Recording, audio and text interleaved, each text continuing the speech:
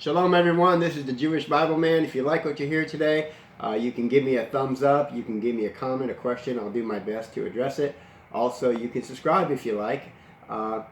Today I want to discuss with you the Legacy Study Bible, or the Legacy translation that's coming out. I think it's an important translation. I spoke to Will Varner. He was the gentleman I was going to try to interview. He told me he can't do it. They won't allow him to do it. Because the translation isn't actually out yet, so they won't let him do it. But I did have a good long conversation with him, and they are still working on the rest of the translation. But right now, you can get the Legacy Study Bible, not in whole, but you can get the Gospel of Mark in PDF form, and it is available for free if you Google it.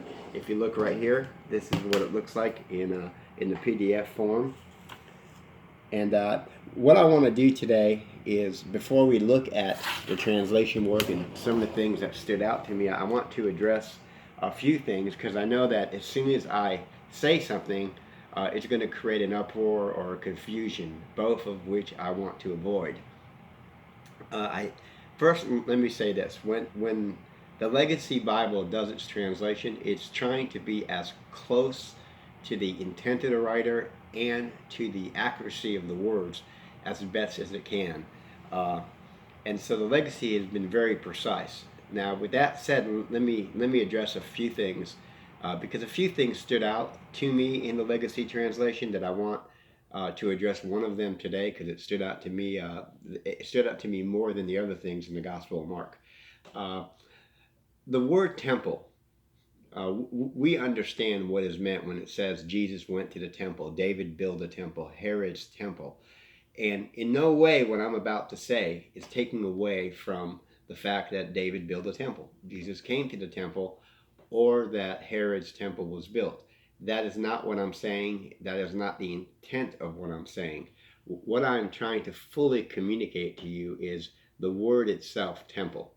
And I understand why the translators have chosen to use the word temple, because it is more identifiable in our culture. It's more identifiable because it identifies with different religions. For example, in Asian culture, if you go to the Thai, well, actually the Thai people will say you go to the Thai temple.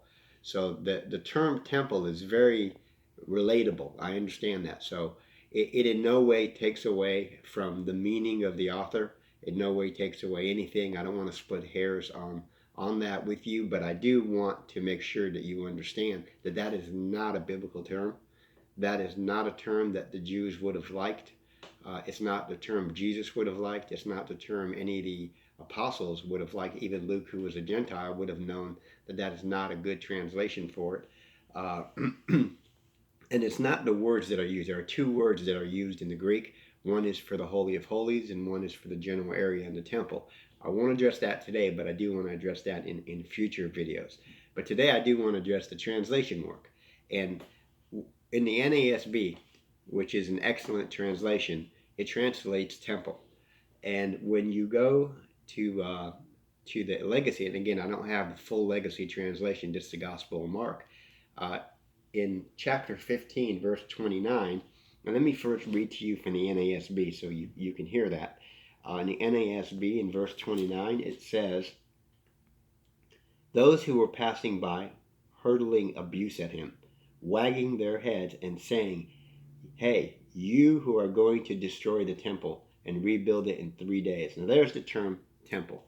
That's the term we're accustomed to hearing. The Legacy translation, however, has changed that. And by the way, when David referred to the temple, he referred to it as Beit HaMikdash, and probably Jesus did too. Beit HaMikdash means Beit is house, HaMikdash is sanctified or holy. So the correct term would have been holy place. But again, whether you call it temple or not, I know what you mean. But let's look at how a little more precise the Legacy Bible has gotten with it. And again, I won't deal with the two terms right now, but I do want to deal with this. And you notice that in the NASB, it says, "Those who were passing by, hurling abuse at him, wagging their heads and saying, 'You who are going to destroy the temple and rebuild it in 3 days.'" And notice right here in the Legacy Study Bible, which I really like what they've done, even the word hurdling, they correctly translated blaspheming. So it says, and those who were passing by were blaspheming him, shaking their heads and saying, you who are going to destroy the sanctuary and rebuild it in 3 days. Notice that the Legacy Bible is choosing the word sanctuary, and the NASB uses the word temple. And I think sanctuary is a little bit more accurate, a little bit tighter on the translation work. So again, if you look right here, and notice instead of hurdling, they use the word blasphemy, more accurate again. And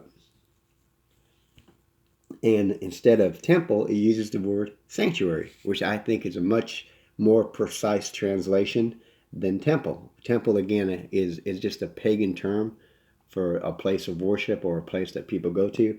And like I said, the English translators have chosen that, and I understand why. I'm not, I'm not going to split hairs if you call it temple. I'm just saying it's not the most accurate term that can be used, and I think the Legacy Style Bible is just a little more accurate in its dealing with these words. And again, notice, and those who were passing by were blaspheming him, shaking their heads and saying, you who are going to destroy the sanctuary.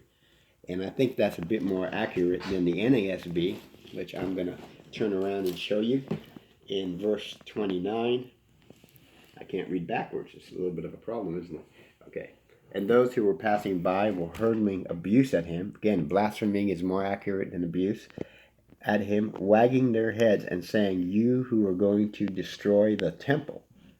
And again, notice that in the Legacy, it uses the word sanctuary. So I really do appreciate the thoughtfulness and the desire to be accurate. And so I hope that helps. I hope that gives you more insight. If you like what you hear, give me a thumbs up. If you got a question, ask it. Otherwise, everybody have a wonderful day. Great Thanksgiving.